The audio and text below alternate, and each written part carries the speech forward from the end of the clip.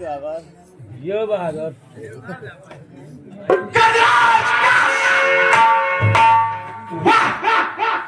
बहुत अच्छा किया गजराज कस, जो तूने इनायत बढ़ा दिया। बहुत अच्छा किया गजराज कस, जो तूने इनायत बढ़ा दिया। आज तेरे ही कारनामों ने एक लाचार बेबस राधिका को डाकू रानी बना दिया। वाह, उस दिन हरामखोर कमीना मेरे इज्जत के साथ खिलवाड़ किया और मेरे ही आंखों के सामने मेरे बेटे जैसे मेरे देवर को जान से मार दिया।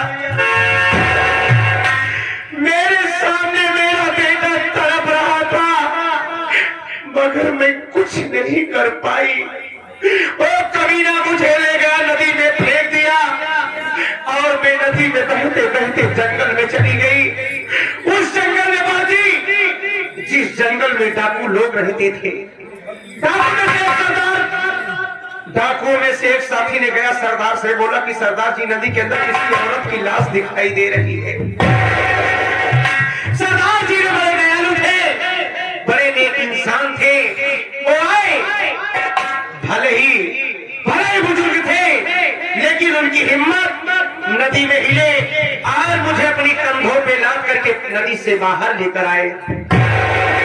मैं बेहोश थी, मुझे ले गए अपनी गुफा में।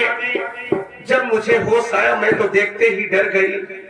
मैं सोची कि मैं यहाँ कैसे चली आई और मैं सरदार जी से बोलने लगी, सरदार जी मुझे क्यों बचा लिए, मुझे मर जाने दिए होते।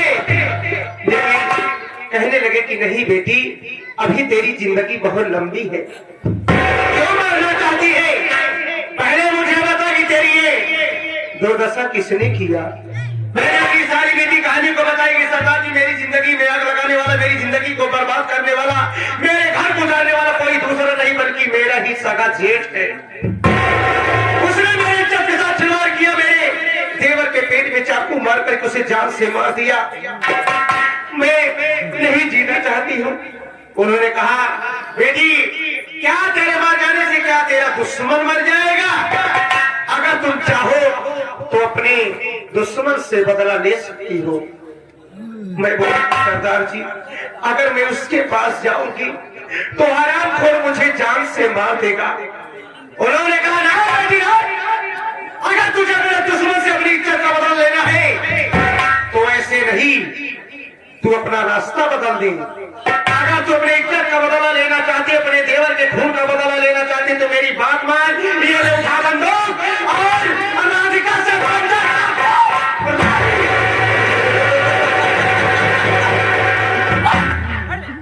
आज उन्हीं सरदार जी की देन है कि मैं अपने हाथ में बंदूक कमाना उठाई। बंदूक कमाना उठाने के बाद माँ भवानी की कसम खाई कि गजराज का जिस दिन मेरे आंखों के सामने आ गया, माँ भवानी कसम लगाऊंगी ना लीजिए, अब हो रही आसमान में डिस्को भागना डांस करते नजर आएगी। लेकिन मेरे सरदार जी का कहना है कि हमारे गिरोह में जो भी आता है उन्हें सबसे पहले शिक्षा दिया जाता है कि कोई भी गुफा से निकले, सबसे पहले ऊंची पहाड़ी पर मंदिर है, उसी मंदिर में माँ शेरा वाली की मूर्ति है। हम सभी लोग जाते अपना माथा टेकते हैं, माँ शेरा वाली से दर्शन प्राप्त करते हैं। उसके बाद जहाँ जाने का जिक्र करता है हम लोग जाते हैं। एक समय उस मंदिर तक जाने का समय हो गया है। मेरे सरदार जी आ जाए, मैं उसे इजाजत लेकर के उस मंदिर तक जाऊंगी। उसके बाद निकलूंगी गजराज कंस की खोज में। आइए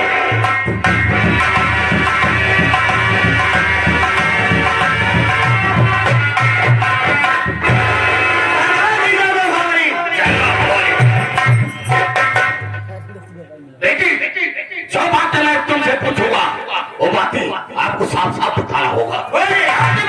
जिस वक्त तुझे पाया था पहाड़ी पर,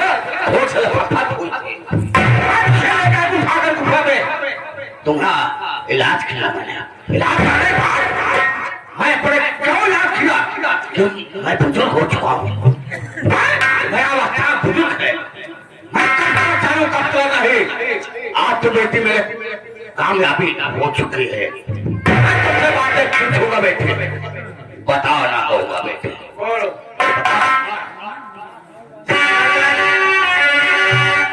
अरे बताओ ना जवान, क्या नाम है?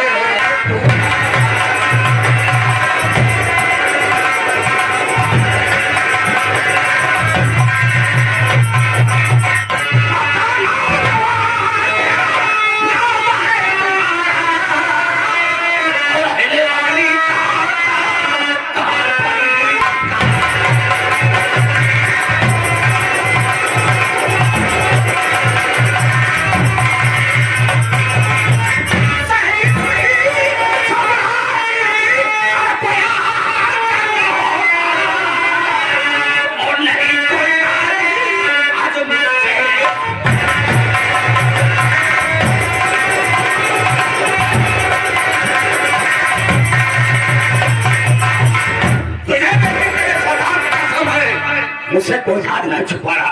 क्या कर? मैं मदद गरीबों को करता हूँ, मैं गिरा इंसान की मदद करता हूँ और उठा इंसान की मदद नहीं करता हूँ।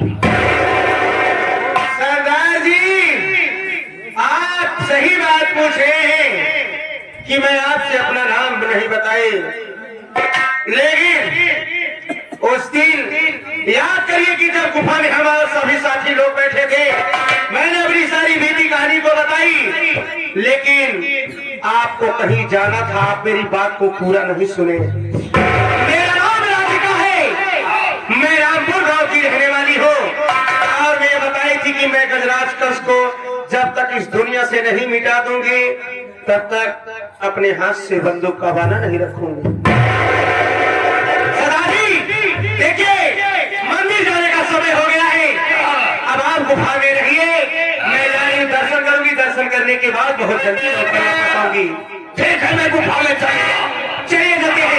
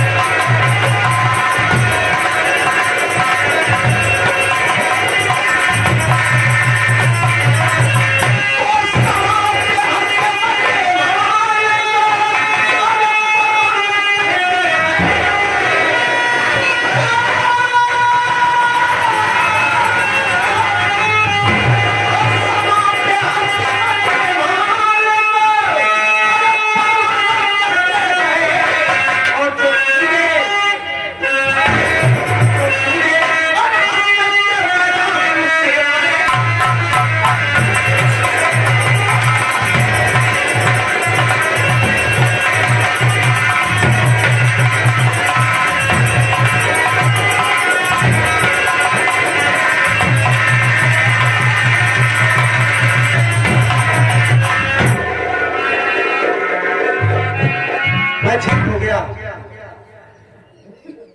मेरे भैया किसी न किसी तरह डॉक्टर साहब को पैसा देते रहे। डॉक्टर साहब ने कहा अब तुम घर जा सकते हो। मैं चलता हूँ भैया के पास, लेकिन उससे पहले सोच रहा हूँ माँ के मंदिर पे जाऊं, माँ का दर्शन करूं, उसके बाद भैया के पास जाऊंगा। चलता हूँ माँ के मंदिर।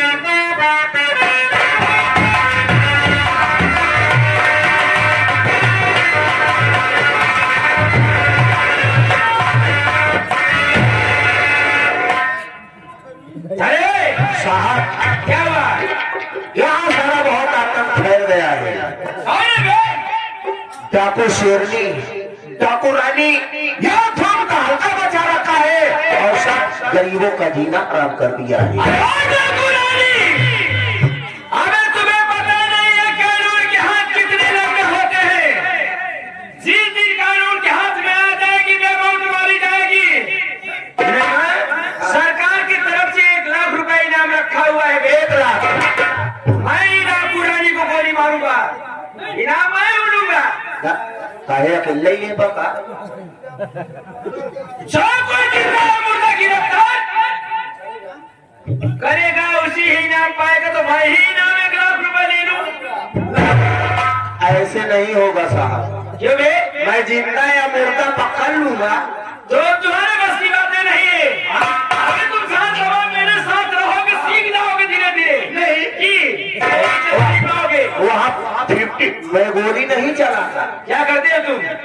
ऐसा लकड़ जकड़ लेता है।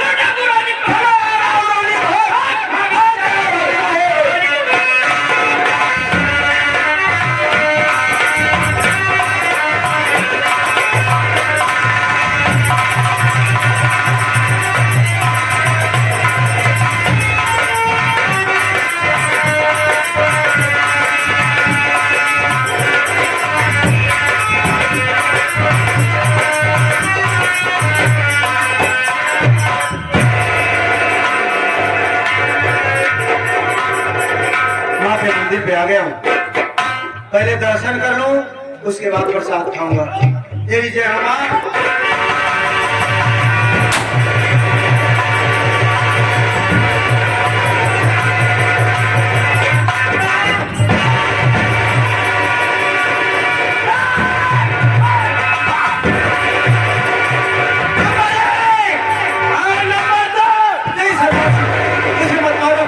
मुझे मत मारो, आखिर मेरी गलती क्या है? क्यों मुझे मारना चाहती है? क्यों मुझे मारना चाहती है? क्यों मैं तुझे मारना चाहती हूँ? पहले मुझे बता। इस ऊंची पहाड़ी पर बियाबान जंगल में ये जो मंदिर है, यहाँ का रास्ता मेरे अलावा, मेरे सरदार जी, मेरे साथियों के अलावा कोई नहीं जानता। तू पहला शख्स है जो यहाँ का रास्ता पा गया और इस मंदिर तक आ गया। पहले मुझे बता दी तू। अब बात समझ में आई। पहले का मतलब इस डाकू रानी के पीछे पुलिस प्रशासन काफी दिन से पीछे पड़ी है, लेकिन आज तक मुझे कोई नहीं पकड़ पाया। जब पुलिस प्रशासन के सभी सिपाही नाकाम रहे तो मुखबिर भेजना चालू कर दिए हैं। मुखबिर ने कहा भेष बदल करके पता लगाओ कि डाकू रानी कहाँ रहती है और कितने बजे कहाँ तक जाती है। कहने का मतलब तो पुलिस का मुखबिर बनकर के आया है। साफ साफ पता, अगर साफ साफ नहीं बताया कौन है, तेरा नाम क्या है और इस पहाड़ी पे आने का तेरा मकसद क्या है, अगर नहीं बताया तो माँ भवानी की कसम खा के बंदूक की जितनी भी गोली है सारी गोली में तेरे खोपड़ी के अंदर। मुझे मत मारो, मैं कोई पुलिस का मुखबिर नहीं हूँ, मेरी बातों पे यकीन करो। अरे मैं तो माँ का दर्शन करने आया था, प्रसाद खाने आया था।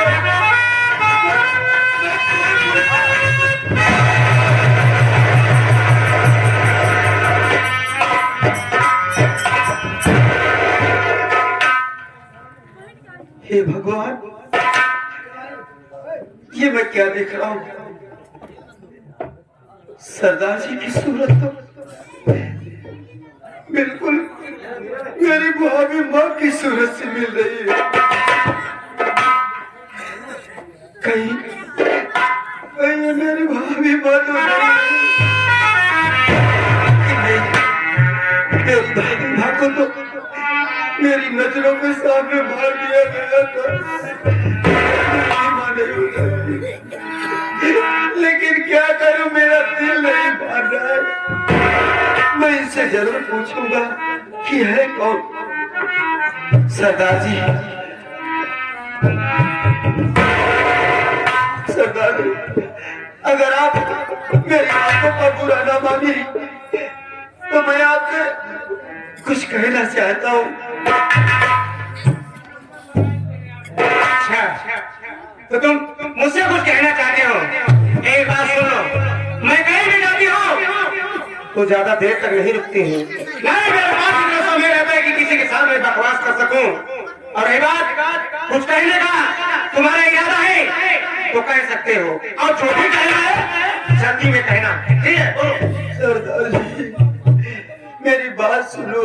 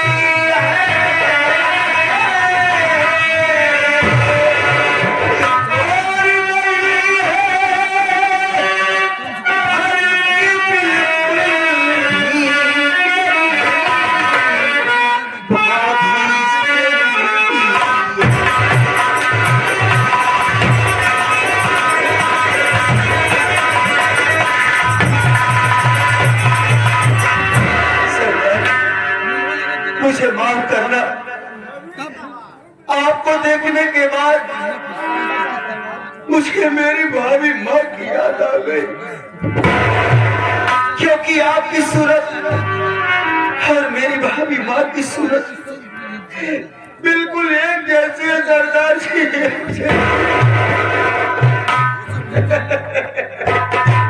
वाह, क्या कह रहे हो कि मेरी सूरत तुम्हारी भाभी से मिलती है? अच्छा, बड़ा अच्छा दिमाग लगा दिया। हाँ? दिमाग यही लगा रहा है कि डाकू रानी इतनी बेवकूफ है कि मेरी बातों में आ रही है।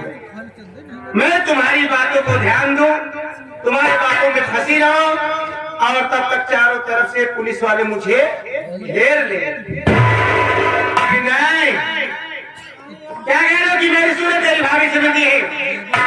लेकिन उसके पहले मैं भी तुमसे कुछ पूछना चाहती हूँ। और सारी बात सच सच बताना, कोई भी बात छुपाने की कोशिश अगर किया ना तो यहाँ तो जिंदा चले गए, लेकिन यहाँ से जिंदा वापस। क्या पूछना चाहती है आप? साफ बताना, मेरी बात सुनो।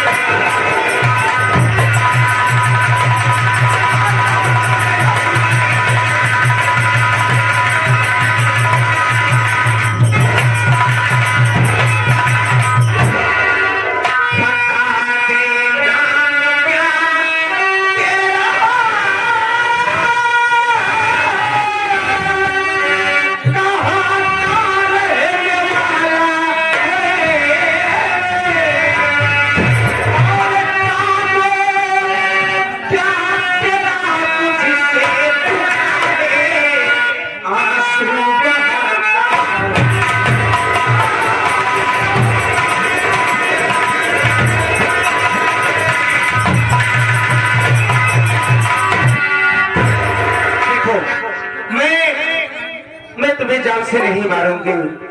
और मेरी बात को जरा ध्यान देना। यही बताओ, अभी अभी तुमने कहा है कि मेरी सूरत तेरी भाभी से मिलती है, तो मुझे भी यही बता, तू कौन है, तेरा नाम क्या है और किस गांव के रहने वाले हो, और ऐसी कौन सी मुसीबत, ऐसी कौन सी परेशानी आ गई जो तुम्हें मजबूरन इस पहाड़ी तक आना पड़ा? जरूर बताऊंगा सरदार।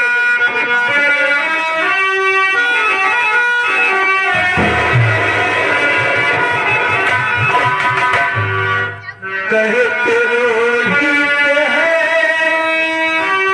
मुझको,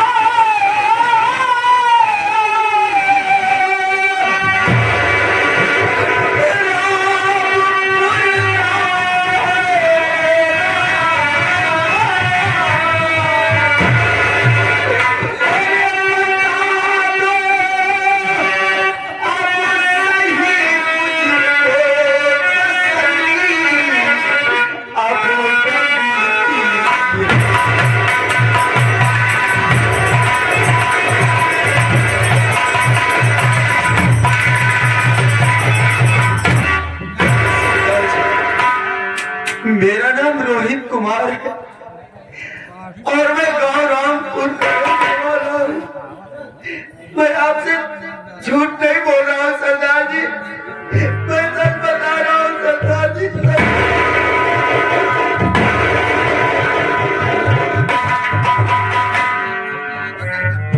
सरदार जी, ये मेरा नाम पता सुन करके आपकी आंखों में आंसू, आखिर बात क्या है? आप क्यों रो रहे हैं सरदार जी? ये मेरा नाम सुनकर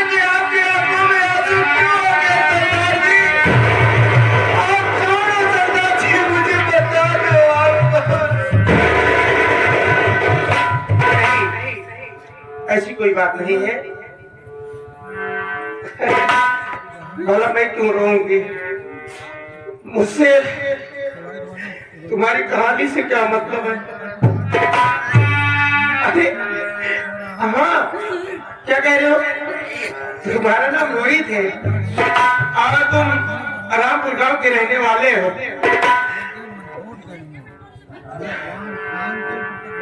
भगवान, मैं कोई सपना तो नहीं देखा।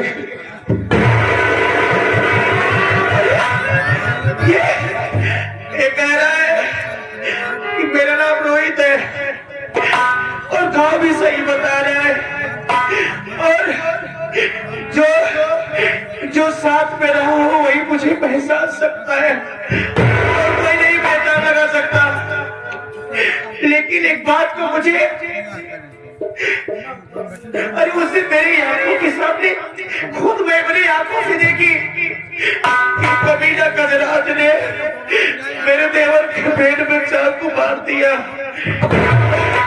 मेरा देवर जब तरफ तरफ के मर गए हो गए,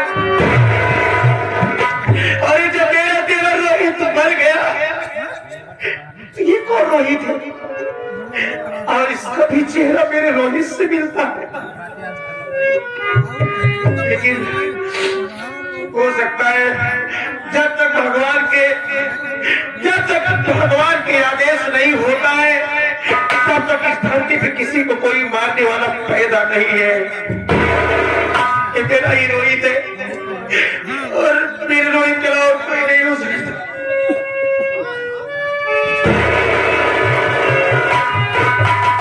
इधर आओ, आओ, डरो नहीं। तुम्हारा नाम रोहित है और तुम रामपुर गांव के रहने वाले हो।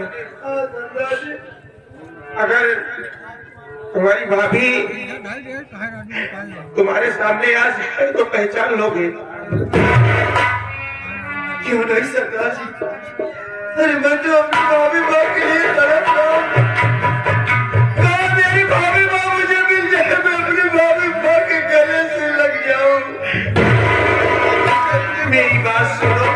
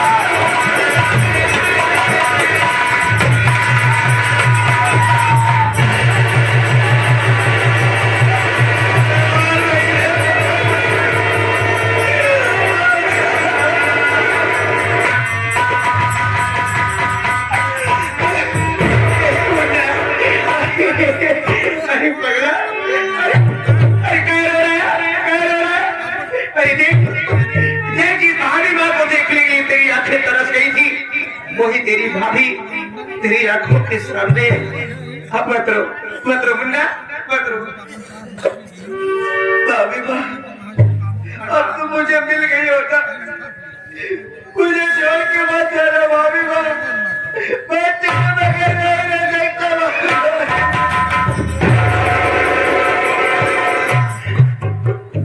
मुन्ना, मुझे मैं भी चाहती हूँ कि तुम लोग के साथ में रहो, लेकिन शायद मेरी किस्मत बेकार है।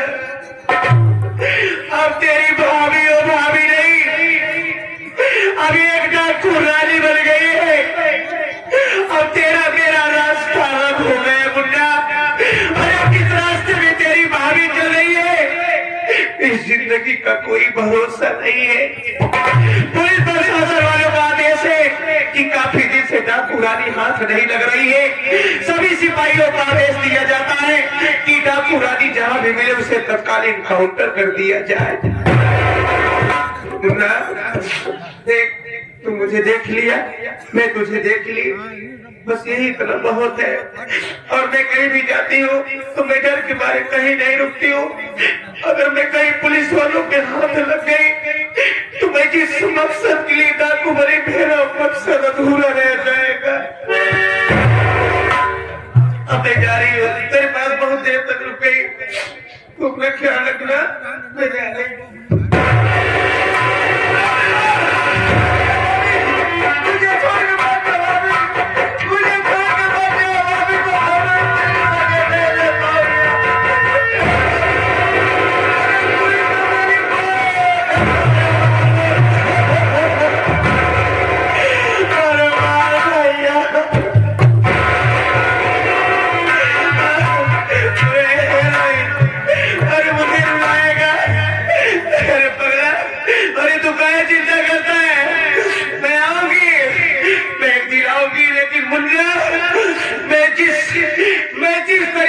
खत्म करने के लिए बंदूक उठाई, मेरा दुश्मन कोई है तो गजराज कंस है। जब तक मैं उस गजराज कंस के बच्चे को दुनिया से नहीं मिटा दूंगी तब तक तो भूल जाना, तब तक तो भूल जाना कि तेरी कोई भाभी भी नहीं है।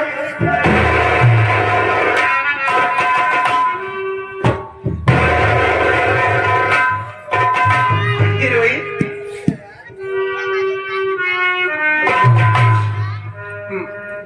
एक बात तू मुझे नहीं बताया और नहीं मैं तुझसे पूछी। ये बता, मुझे तो घर से आए काफी दिन हो गए, तेरे भैया कैसे हैं? तेरे भैया मुझे याद करते हैं।